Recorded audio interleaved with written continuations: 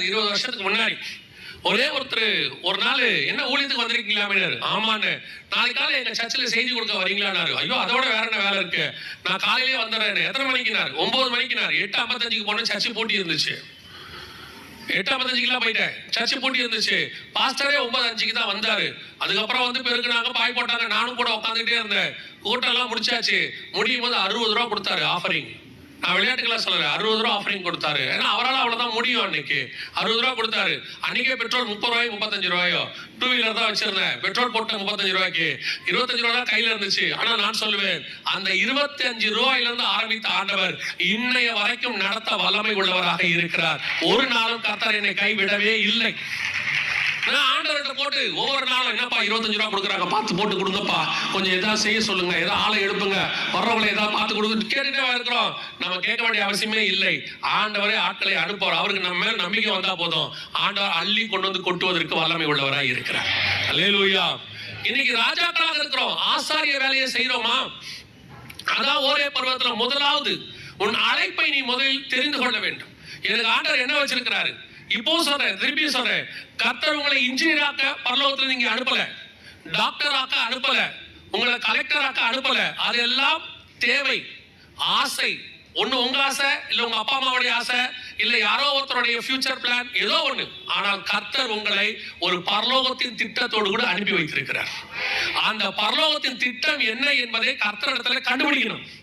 அந்த அழைப்பை புரிஞ்சுக்கிறணும். இப்போ சொல்றேன், இந்த சபைக்குள்ள இருக்கிற அத்தனை பேருக்கும் அழைப்பு உண்டு. ஏன்னா நீங்க அத்தனை பேரும் ராஜாக்களும் ஆசாரியருமாய் அழைக்கப்பட்டவர்கள். ஆனா உங்க அழைப்பை நீங்க ஆண்டவர்கிட்ட கேட்கணும். அது வரைக்கும் குறைஞ்சபட்சம் நீங்க சுவிசேஷ ஊழியத்தையாவது செய்யணும். யாருக்காவது சொல்லணும். ஒருத்தருக்காவது அதை பத்தி நீங்க ஷேர் பண்ணணும்.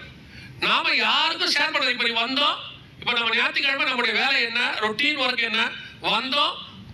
ஞாயிற்றுக்கிழமை என்பது நமக்கு எழுதப்படாத ஒரு நியாய பிரமாணம் இருக்குது. என்னன்னு கேட்டீங்கன்னா, அது நான் வெஜிடேரியன் டே. அது நம்ம வச்சிருக்கிறோம். ஒண்ணு வரும்போதே சிக்கன் மட்டன் சொல்லிட்டு வந்திருப்போம், இல்ல நேத்தே வாங்கி 65 பவுடர் போட்டு வச்சுட்டு வந்திருப்போம். இப்ப நம்ம மைண்ட்ல எல்லாம் என்ன இருக்கும்? இந்த ஆள் முடிச்சானா வேகமா போய் பொரிச்சு சாப்பிட்டு படுத்து தூங்கிட்டு சாயங்காலம் கூட்டத்துக்கு வரணும். இதுதான் நம்மளுடைய மைண்டு. இல்லைன்னா இன்னும் கொஞ்சம் பேர் அட்வான்ஸ் இருக்கு. இப்போ வந்து சண்டேங்கிறது நோ கிச்சன் டே ஆக்கிட்டான்.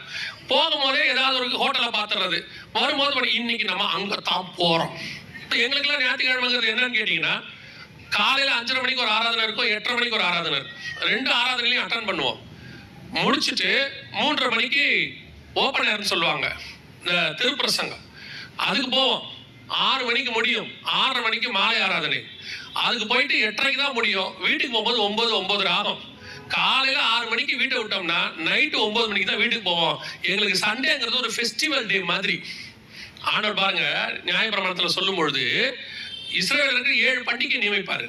ஆனா 7 பண்டிகைக்கு முன்னாடி நீங்கள் ஆசாரிக்க வேண்டிய பண்டிகைகள் ஆவன அப்படின்னு சொல்லிட்டு முதல்ல எதை சொல்வாருன்னா, ஓய்வு நாளை பத்தி சொல்லுவாரு. அந்த ஓய்வு நாள் தான் ஃபர்ஸ்ட். அதுக்கப்புறம் தான் 7 பண்டிகை. நமக்கு பண்டிகை எல்லாம் என்னன்றது வேற விஷயம். சண்டே இருக்கு பாத்தீங்களா, இது ஒரு ஃபெஸ்டிவல் டே மாதிரி.